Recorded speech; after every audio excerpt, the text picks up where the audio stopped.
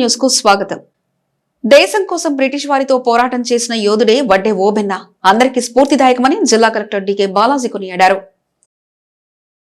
జిల్లా collector decay Balaji నగరంలోని collectorate మీకోసం సమావేశ మందిరంలో పోరాట యోధుడు వడ్డే ఓబన్న జయంతి సందర్భంగా ఆయన చిత్రపటానికి పూలమాలలు వేసి ఘనంగా నివాళులర్పించారు. అనంతరం జిల్లా కలెక్టర్ మాట్లాడుతూ 1857లో బ్రిటిష్ వారికి వ్యతిరేకంగా మొదటిసారి సిపాయిల తిరుగుబాటు జరిగిందని అందరికీ తెలుసన్నారు. అయితే అంతకు మునిపే చరిత్ర గుర్తించని వారు ఎంతో మంది దేశ స్వాతంత్ర్యం కోసం పోరాటం చేసిన వారిలో వడ్డే ఓబన్న ఒకరన్నారు.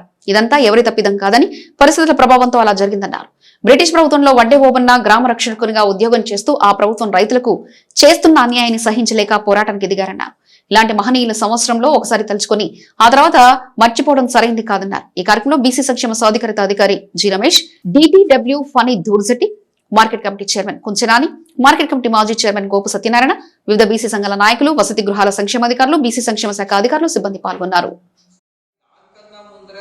మన ఆంధ్రప్రదేశ్ లో ఇంకొక పెద్ద ఉద్యమం జరిగింది అంటే అది మనందరికీ కూడా గర్వకారణం. యాక్చువల్లీ అంటే మనం ఇక్కడ గుర్తించాల్సింది, గమనించాల్సిందే అంశం ఏంటి అంటే ఆనాటే బ్రిటిషులు విరుద్ధంగా కూడా అప్పుడంతా బ్రిటిష్ అంటే వాళ్ళ దగ్గర అంతా పెద్ద పెద్ద అడ్వాన్స్డ్ ఎక్విప్మెంట్ ఉంటుంది, వెపన్ ఉంటుంది అని అందరూ భయపడేవాళ్ళు. యాక్చువల్లీ ఆ టైంలోనే ప్రజలందరినీ కూడా సంఘటించి అందరినీ కూడా బ్రిటిష్ల విరుద్ధంగా తిరుగుబాటుకి వాళ్ళ ఉత్సాహం నింపి వాళ్ళందరినీ ముందుకు తీసుకొని వెళ్ళారంటే అది నిజంగా. ఇంకొకటి మనం గమనించాల్సిన అంశం ఏంటంటే ఆయన ఒక గ్రామ రక్షకుడిగా అంటే కళాయిగా పనిచేసేవాడు. యాక్చువల్లీ అంటే ఒక ప్రభుత్వ ఉద్యోగిగానే ఆయన పనిచేస్తున్నప్పటికీ కూడా ప్రభుత్వం చేస్తున్న అన్యాయాలు, రైతుల పైన అప్పుడు విధించిన అధిక పన్ను ఇవన్నీ కూడా గమనించి రైతులకు ఇబ్బంది ఉండకూడదు అని ఆ టైంలోనే కోయిలకొట్లలో ఒక ట్రెజరీ పైన దాడి చేస్తారు. తహసీల్దార్ ఆఫీసు, ట్రెజరీ పైన, ఖజానా పైన దాడి చేసి అక్కడ ఉన్న నిధులు అన్ని కూడా చాలా అవసరం ఉన్న రైతులకి పంచిపెట్టి ఆనాటే రాబిన్ హుడ్ లాగా మన ఆంధ్రాలో ఒక ఉద్యమం చేశారు అంటే అది అతిశయోక్తి కాదు. సో ఇలాంటి ఒక వడ్డే ఓబన్న గారి జయంతి ఈ రోజు ప్రభుత్వం జరుపుకుంటుండడం. సంక్రాంతి సందర్భంగా ఈ నెల 13న వివిధ ఆటల పోటీలు నిర్వహిస్తున్నట్లు జిల్లా క్రీడా ప్రాధికారిక సంస్థ తెలిపింది. సంక్రాంతి సందర్భంగా ఈ నెల 13న వివిధ ఆటల పోటీలు నిర్వహిస్తున్నట్లు జిల్లా క్రీడా ప్రాధికార సంస్థ తెలిపింది. జిల్లా జడ్జి బంగళా ఎదురుగా ఉన్న ఇండోర్ స్టేడియంలో ఈ పోటీలు జరుపుతున్నట్లు టీడీపీ సీనియర్ నాయకుడు గొర్రెపాటి గోపిచంద్ జిల్లా క్రీడా ప్రాధికారిక సంస్థ అధికారిని ఝాన్సీ తెలిపారు. స్కిప్పింగ్, తొక్కుడు బిల్ల, గాలిపటాల పోటీ, టగ్ ఆఫ్ వార్, కర్రసాము వంటి పోటీలు నిర్వహిస్తున్నామన్నారు. పోటీలలో పాల్గొనే వారు 12వ తేదీన ఉదయం 9 గంటల నుంచి సాయంత్రం 5 గంటల వరకు తమ పేర్లను ఇండోర్ స్టేడియంలో రిజిస్ట్రేషన్ చేయించుకోవాలన్నారు. కృష్ణా జిల్లా క్రీడా ప్రేమికులందరికీ కూడా సంక్రాంతి సంబరాల్లో శుభాకాంక్షలు తెలియజేస్తూ క్రీడా ప్రాధికార సంస్థ ఆంధ్రప్రదేశ్ వారు ఉత్తర్వులను అనుసరించి క్రీడలతో సాంప్రదాయ వేడుకలు అనేటువంటి ఒక టాపిక్ని తీసుకొని మరుగున పడిపోతున్న తాడాట, తొక్కిడు బిళ్ళ, కర్రసాము, ఏడుపెంకులాట, తాడులాగుట, గాలిపటాలు మొదలైనటువంటి సాంప్రదాయ క్రీడలు ఎప్పుడో చిన్నప్పుడు మేము చూసాము. ఇప్పుడు పిల్లలైతే చూడటానికి కూడా వీల్లేనట్టుగా ఉన్నటువంటి ఈ క్రీడల్ని మరొకసారి ప్రపంచ దృష్టికి తీసుకురావడం కోసం క్రీడా ప్రాధికార సంస్థ చేస్తున్నటువంటి కృషిలో భాగంగా కృష్ణా జిల్లా క్రీడా ప్రాధికార సంస్థ తరపున జిల్లాధికారి 13వ తేదీ మంగళవారం రోజు మచిలీపట్నంలో ఉన్నటువంటి ఇండోర్ స్టేడియం ప్రాంగణంలో ఈ ఆటలను నిర్వహించి పిల్లలందరికీ కూడా సంక్రాంతి సంబరాలుగా చేయడానికి సన్నాహాలు చేస్తూ ఉన్నాము. పాల్గొన్నటువంటి పిల్లలకి సర్టిఫికేట్లు ఇస్తాము. అలాగే గెలుపొందిన పిల్లలకి మెమెంటోలు ఇచ్చి వారిని ఆనందపరచడానికి జిల్లా యంత్రాంగం కృషి చేస్తూ ఉన్నాము. ధన్యవాదాలండి. పిల్లలందరూ సంక్రాంతి సంబరాల్లో భాగంగా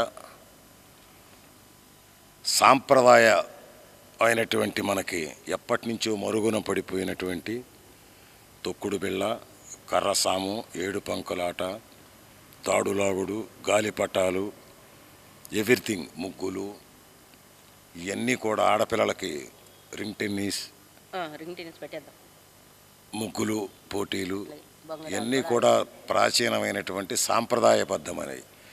ఇటీవల కాలంలో ఈ సాంప్రదాయాలని మర్చిపోయాం.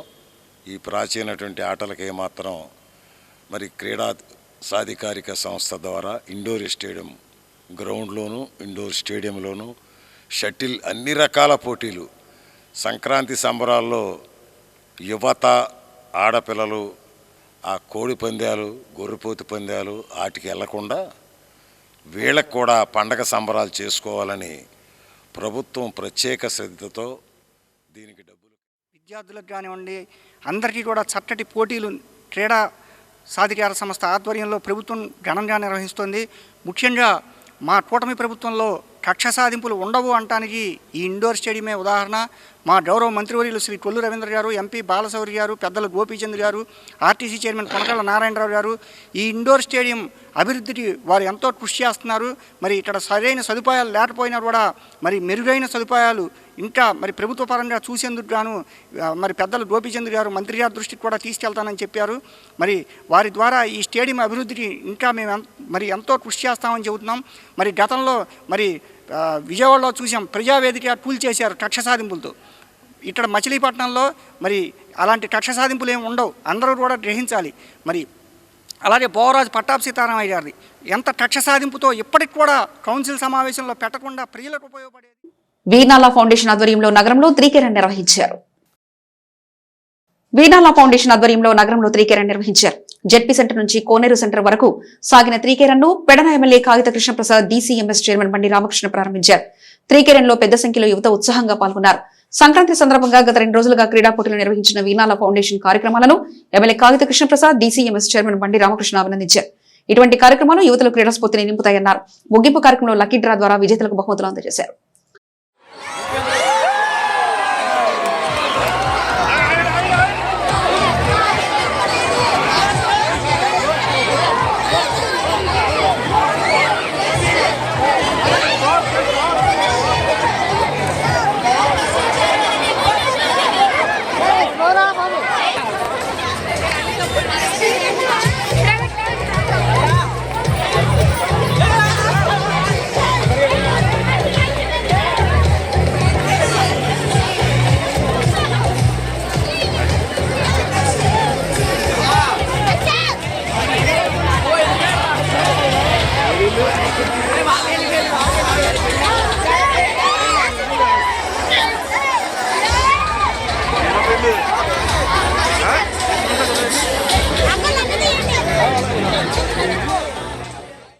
సంక్రాంతి పర్వదిన సందర్భంగా నగరంలోని 3వ డివిజన్లో కూటమి నాయకులు ముగ్గుల పోటీలు నిర్వహించారు.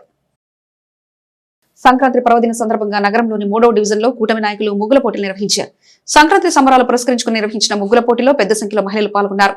పోటీలో గెలుపొందిన మహిళలకు కూటమి నాయకులు బహుమతులు అందజేశారు. ఈ కార్యక్రమంలో టీడీపీ సీనియర్ నాయకుడు Gorrapati Gopichand, Brahmana corporation director PV Phanikumar, Chinnam Siva తదితరులు పాల్గొన్నారు. చక్కని కార్యక్రమం. ముఖ్యంగా ప్రాచీన సాంప్రదాయాలు మరుగైనటువంటి ఈ ముగ్గులేటువంటి మన చాలా ప్రాచీన సాంప్రదాయం ఇది. అదే సనాతన హైందవ సాంప్రదాయం. ఈ ముగ్గులు ఎక్కడికి వెళ్తాయంటే వరసైనాళ్ళు ఉంటే ఈ సంక్రాంతి ముగ్గులు రథం మెలికెలి తిరుగుతూ ఆ ఇంటికి కూడా కనెక్ట్ చేస్తారు. ముఖ్యంగా చుక్కల ముగ్గులు ఉన్నాయి. చుక్కలు కలపటం అంటే సామాన్యంగా అది సామాన్యమైన విషయం కాదు. ఒక మహిళ కుటుంబాన్ని మొత్తాన్ని కలిపి అత్తగారు, మామగారు, మరుదులు, ఆడబిడ్డలు ఏ రకంగా కలిపి ఇంటిని నడిపిస్తుందో ఈ చుక్కల కలపటం కూడా అదే రకంగా కలుపుకొని కుటుంబాన్ని సాకే నైపుణ్యం మహిళ దగ్గరే ఉన్నది అని మరొక్కసారి మనకి రుజువు చేసినట్లయింది. ఈ సాంప్రదాయాన్ని మనం విడవరాదు, వాటిని కాపాడుకుంటూనే మరి పిల్లల్లో ఉన్నటువంటి స్కిల్స్, కొంతమంది పిల్లల్ని అడుగుతుంటే నీకెవరు నేర్పారమ్మా, మీ అమ్మ లేకపోతే మీ నాయనమ్మ, అమ్మమ్మ అంటే నేనే నేర్చుకున్నా అని ఎంతో ఆత్మవిశ్వాసం. నాయకులు చిన్నం సురేష్ గారు కానివ్వండి, ఇక్కడ స్థానికులు అందరూ కూడా మరి క్లస్టర్ ఇన్ఛార్జ్ వంట వెంకటేశ్వరరావు గారు, మరి వీళ్ళందరి ఆధ్వర్యంలో ఇక్కడ ముగ్గుల పోటీలు. మరి సంక్రాంతి పండుగ అనగానే తెలుగువారికి ఉట్టిపడే పండుగ, కొత్త సంవత్సరంలో తొలి పండుగ. అలాంటి సంక్రాంతి పండుగకి మరి గంగిరెద్దులు కానివ్వండి, ఇంటికి చుట్టాలు రావడం కానివ్వండి, ఇలాంటి కార్యక్రమాలు ఎన్నో జరుగుతూ ఉంటాయి. మరి పిండి వంటలు, అరిసెలు వండుకుంటాం కానివ్వండి. మరి కూటమి ప్రభుత్వం అధికారంలోకి వచ్చిన తర్వాత ఈ సంక్రాంతికి ప్రత్యేక శోభ కలిగించే విధంగా మరి వివిధ రకాల పోటీలు ముఖ్యమంత్రి చంద్రబాబు నాయుడు గారి నాయకత్వంలో మరి కూటమి నేతలు అందరూ కూడా ప్రతి డివిజన్లోనూ కూడా వివిధ రకాల పోటీలు నిర్వహిస్తూ మరి పూర్వకాలంలో సంక్రాంతి పండుగ అంటే ఎలా ఉండేదో ఐకమత్యంగా అందరూ కలిసిమెలిసి ఇంట్లో ఎట్టా ఉండేవాళ్ళు అట్టా మరి ఈ డివిజన్లో ముగ్గుల పోటీల్లో కూడా అందరూ ఐకమత్యంగా, ఇది ఐకమత్యతకు ఒక చిహ్నం. ఎందుకంటే ఇలాంటి పోటీల ద్వారా ప్రైజ్ వచ్చినా రాకపోయినా అది తర్వాత విషయం. ఐకమత్యంగా మరి అందరూ కూడా ఆడవాళ్ళు అందరూ కూడా ఇక్కడ పలకరించుకుంటూ ఎవరి ముగ్గు ఎలా ఉంది అని వాళ్ళు చాలా సంతోషంగా ఇక్కడ ముగ్గులు వేస్తున్నారు. వాళ్ళందరికీ కూడా ప్రత్యేక అభినందనలు, కృతజ్ఞతలు, ధన్యవాదాలు. ఇలాంటి కార్యక్రమాలు ముందు మేము పిలుపునిచ్చి ఏదైతే మా 3వ వార్డుకి సంబంధించిన 950 మంది ఉన్న వాట్సాప్ గ్రూప్లో ఒక పోస్ట్ చేయడం జరిగింది. పాంప్లెట్లు కూడా 48 గంటల ముందు పెడితే దరిదాపుగా 62 మంది రిజిస్ట్రేషన్ చేసుకోవడం జరిగింది. దరిదాపు 50 మంది వరకు పాల్గొనడం కూడా జరిగింది. ఎప్పుడు ఎన్నడూ కూడా లేని విధంగా ఈ 3వ డివిజన్లో ఇలాంటి ముగ్గుల కార్యక్రమం పెట్టడం జరిగింది. భావి తరాలకు మేము ఒకటే చెప్తా ఉన్నాం, ఎందుకంటే వాళ్ళ టెక్నాలజీ అనేది చాలా ఎక్కువైపోయింది. ఎందుకంటే అది నష్టం జరుగుతుందా లాభం జరుగుతుందా అంటే కూడా నష్టం ఎక్కువ ఉంది అనిపిస్తూ ఉంది. ఎందుకంటే సెలవులు వస్తే ఇంట్లో కూర్చొని మామూలుగా ఫోన్లో చూసి గేమ్స్ అవి ఆడడం తప్ప వేరేదేం లేదు. ఇలాంటి కార్యక్రమంలో పెట్టడం వల్ల ఈ యొక్క పిల్లల్లో ఒక మంచి ఉత్సాహాన్ని తీసుకొచ్చి వారి యొక్క స్థితిగతులను కానీ మనకు పూర్వం ఉన్న మన యొక్క సంస్కృతిని ఏదైతే ఉందో దాన్ని ఉట్టిపడేలా కూడా ఈరోజు ఇక్కడికి వచ్చి ముగ్గులు వేయడం కూడా జరిగింది.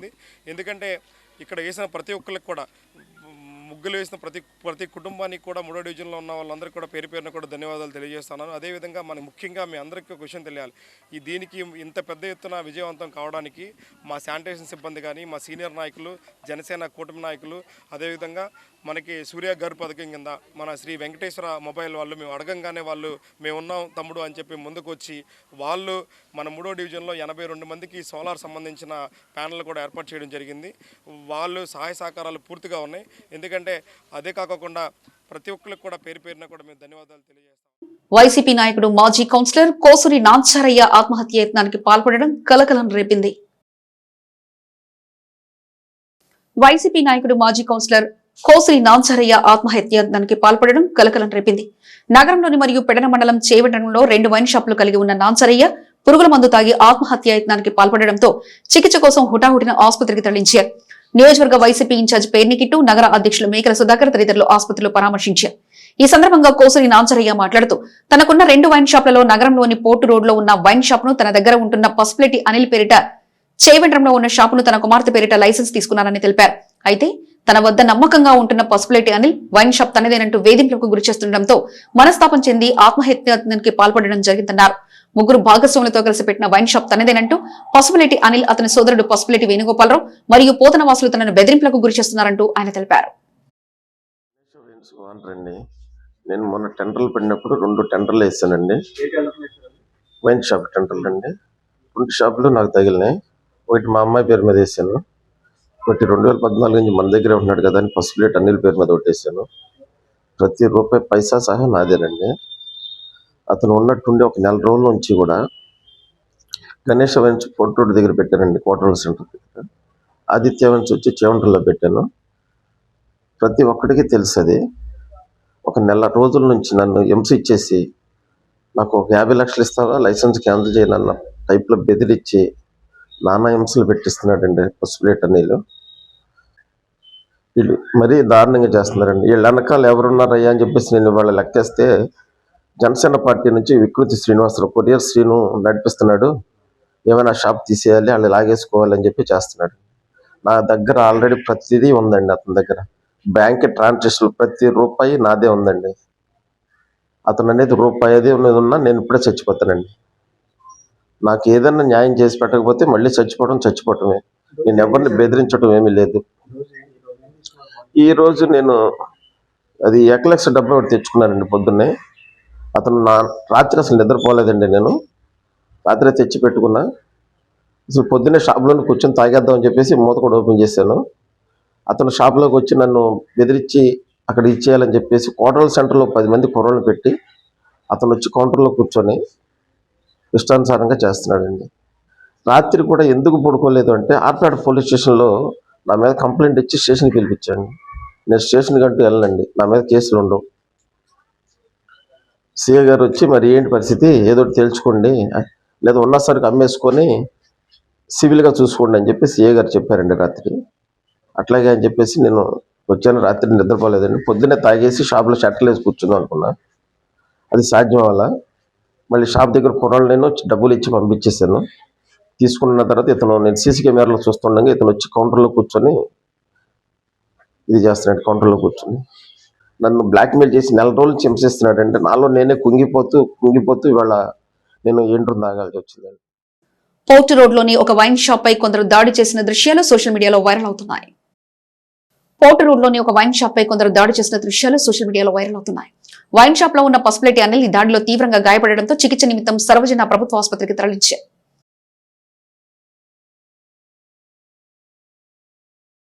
చిలకలపూడిలోని శ్రీ వరలక్ష్మి పాలిటెక్నిక్ కాలేజీ ఉద్యోగుల ఆత్మీయ సమావేశంలో కాలేజీలు నిర్వహించారు.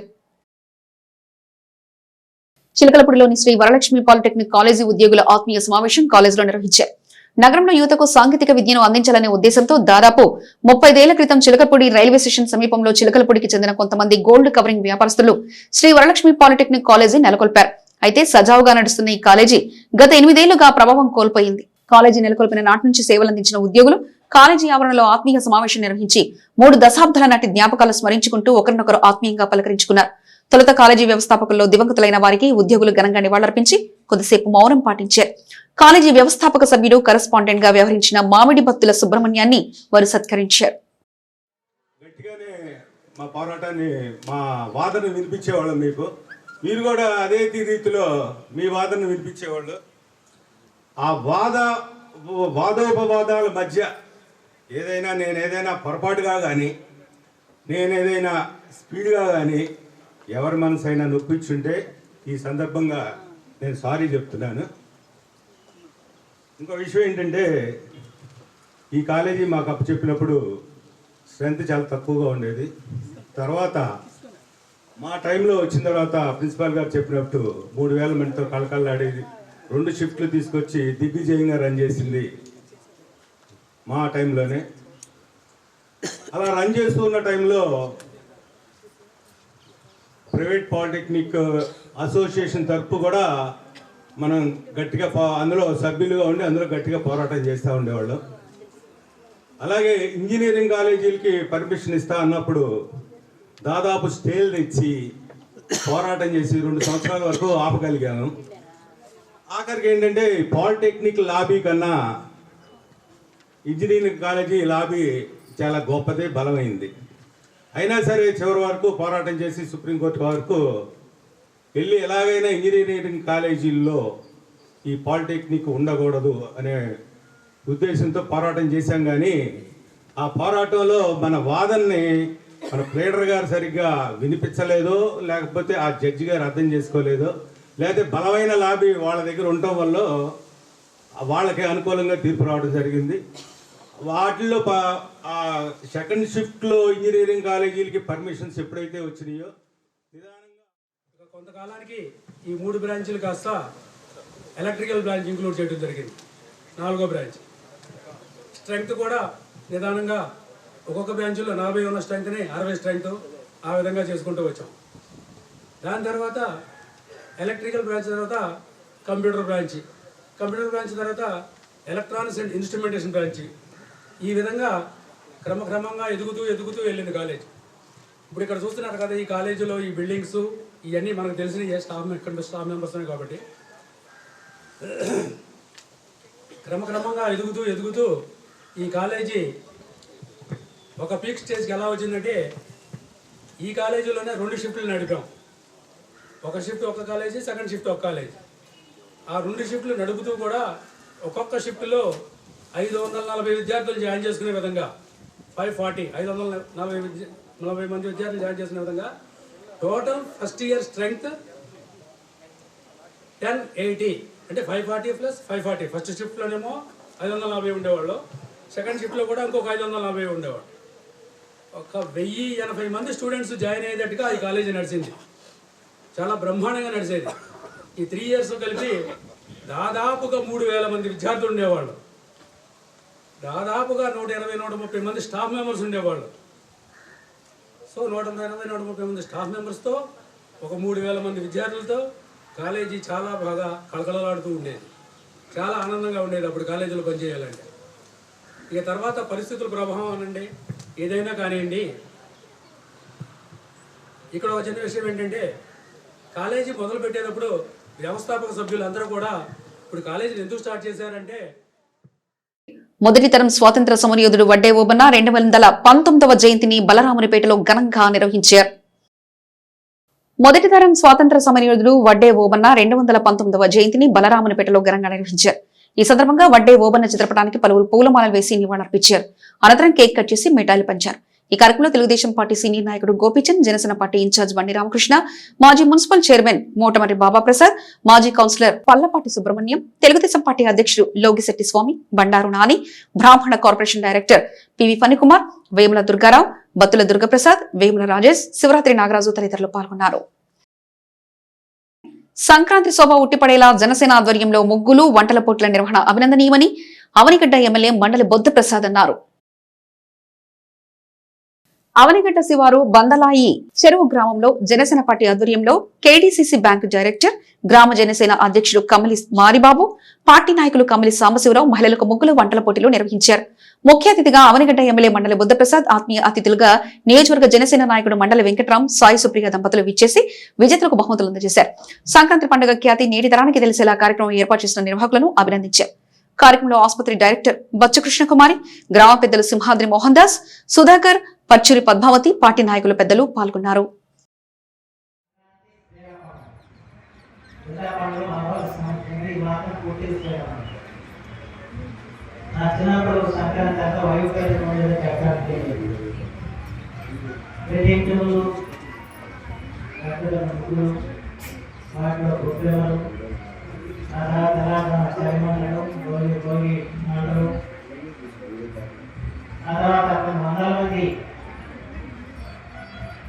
యాచకులు కానీ హరిదాసులు కానీ గంజలు కానీ వీళ్ళతో చాలా సమయంగా సంక్రాంతి తర్వాత ఉంది.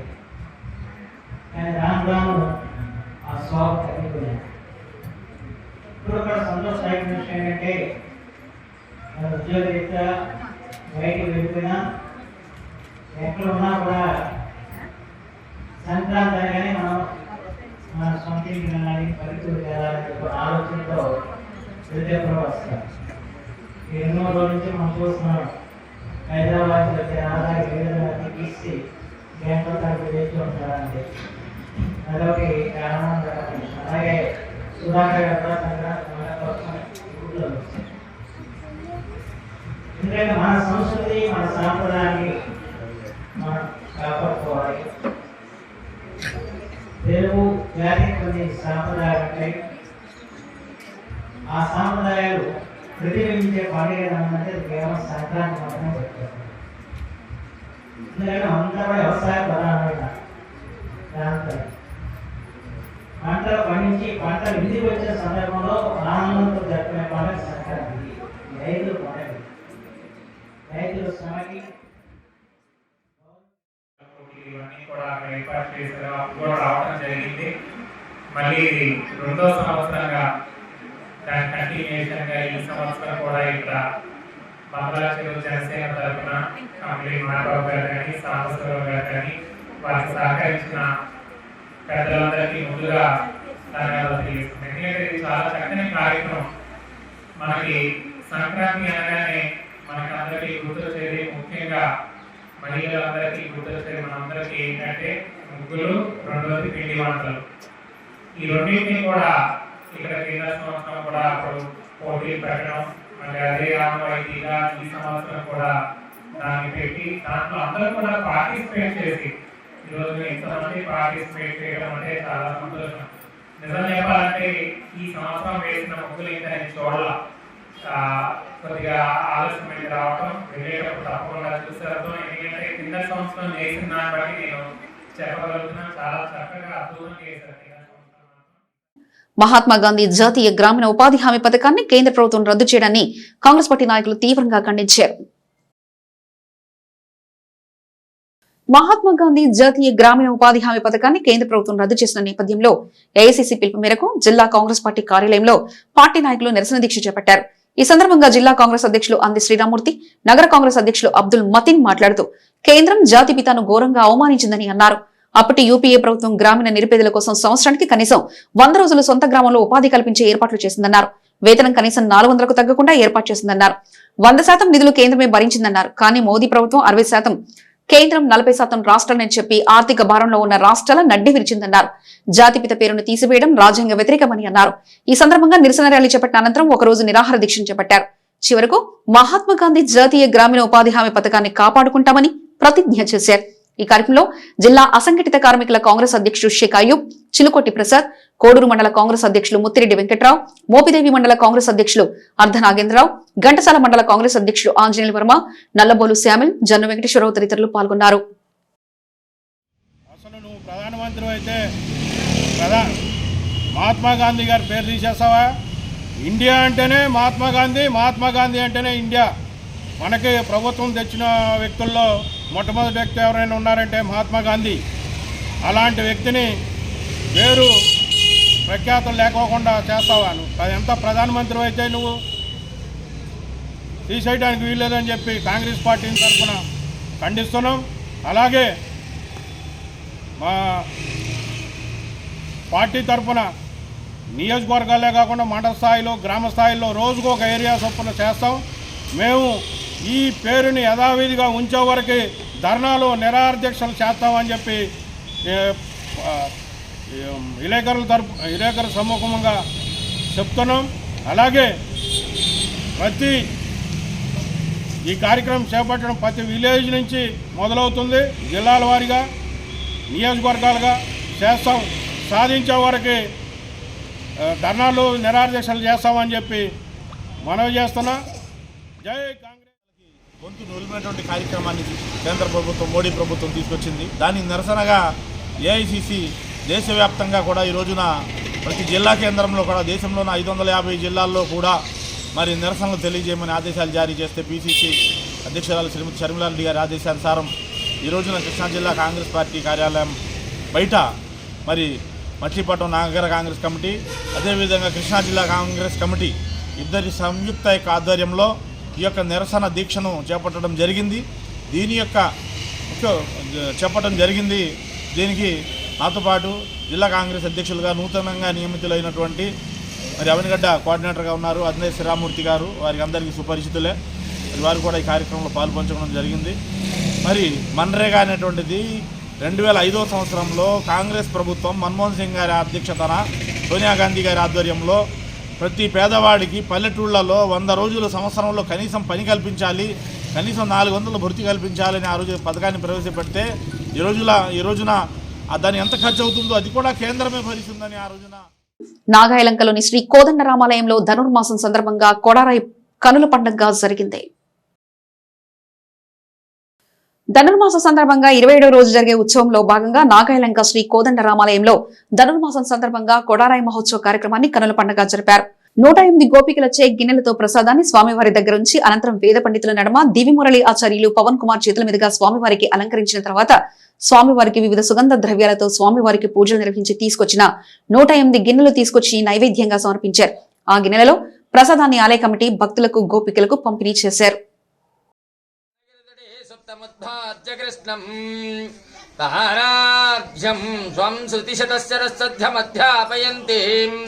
స్వోచ్చిష్టాయాం సజనిగలితం యాబలాత్ ప్రత్యభుంచై గోదాతశ్చై భూయ ఏవాస్తు భూయః. హరి ఓం. ఈవేళ ధనుర్మాసంలో అత్యంత పవిత్రమైనటువంటి 27వ రోజు. స్వామి సందర్శనానంతరం స్వామివారి వద్ద పరమైనటువంటి వాయిద్యాన్ని పొందగోరి గోపికలంతా కూడా ప్రసాదాన్ని, చక్కటి పాయసాన్ని, బోలెడంత నెయ్యి వేసి చేతిలో ప్రసాదం పెడితే మోచేదాకా కారేట్టుగా నెయ్యి పోసి ఆ సుగంధభరితమైనటువంటి ప్రసాదాన్ని స్వామివారికి పెట్టి స్వామివారితో కలిసి కూర్చుని ఆ ప్రసాదం తిందాము అనే ఉద్దేశ్యంతో రేపలలో ఉన్నటువంటి గోపికలందరూ కూడా కూడి చేసినటువంటి ఈ యొక్క కార్యక్రమాన్ని కొడారై అంటారు. ఈ కొడారై రోజున మా నాగాయలంకలోని 9వ వార్డులో ఉన్నటువంటి గోపికలందరూ కూడా ఆ స్వామివారికి ప్రసాద నివేదన కోసం తరలి వచ్చారు. ఈవేళ అయిగో చూస్తున్నారుగా 108 గిన్నెల్లో ఆ స్వామివారికి ప్రసాద నివేదన చేసి ఆయన తిన్నారని భావన చేసి ఆయన ప్రసాదాన్ని స్వీకరించడం కోసం ఆ యొక్క గిన్నెని తమ కుటుంబానికి తీసుకుని వెళ్ళి అందరూ కలిసి పంచుకుని తింటారు. ఈ శుభదినాన ఆ స్వామివారు ఆ సర్వేశ్వరుడైనటువంటి ఆ శ్రీకృష్ణ సిటీ కేబుల్ న్యూస్ సమాప్తం.